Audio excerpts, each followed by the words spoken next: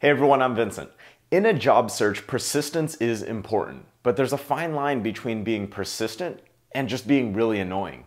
A lot of experts have different opinions on the proper etiquette when following up on a job application or after an interview.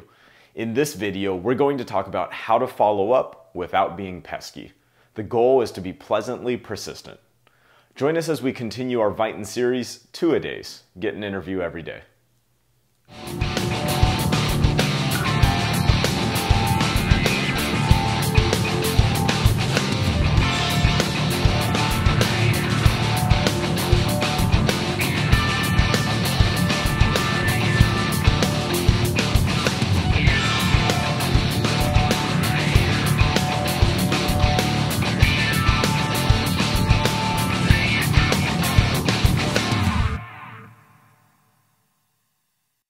The average recruiter or hiring manager can get hundreds of emails a day. Most of the time, it's not that this person's intentionally ignoring your messages, but just a result of being really busy. Recruiters often have dozens of roles that they're looking to fill at any given time. So should you follow up? Absolutely, but there's a method and time to do it. So here's our tips on how you should follow up on that job application or job interview. Be polite and humble. Many people take it personally when somebody doesn't respond to them right away. However, it's likely that this person is corresponding with many different people, and so it's really not intentional. Try not to become angry or frustrated by this. In fact, the worst thing that you can do is have this frustrated tone come up in your email by saying something like, well, since you haven't responded to my last email, I thought I'd send you yet another note. Instead, stay extremely polite and friendly through your correspondence with the potential employer. Don't follow up every day. There's an appropriate time to follow up on your application or resume submission, and following up every single day is way too aggressive and shows that you don't respect the other person's time.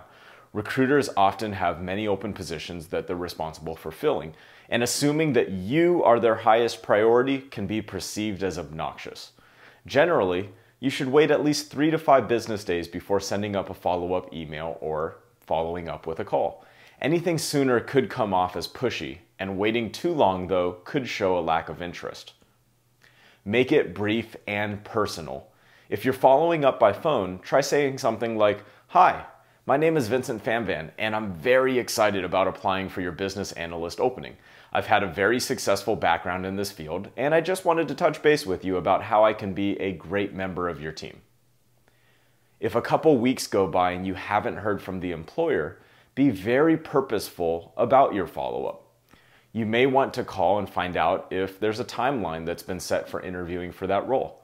It's possible that they're just getting started in filling the role and they're just starting to review resumes and they haven't started the interview process. As always, you want to remain polite, professional, and respectful. Keep a contact log of your follow-up. This will help you know when it's time to follow up and if you've already called or if you've already emailed somebody so that you don't accidentally follow up twice. You want to keep track of the company, the resume, the date that you applied, as well as the time and date that you emailed or spoke with anybody at the company. After your second or third follow-up, you'll want to make sure that you're not being overly needy. Sometimes it takes 30 to 120 days to go through the full recruiting cycle for these roles. So you want to stay patient and make sure that you don't cross the fine line of following up too frequently. Good luck out there. If you liked this video, give it a big thumbs up and also subscribe to our channel by clicking the Viton logo right over there. Thanks for joining us on this Viton series, 2-A-Days, getting an interview every day. For more help with your job search, check out our online course at Viton.com. We're helping thousands of people just like you grab their dream job.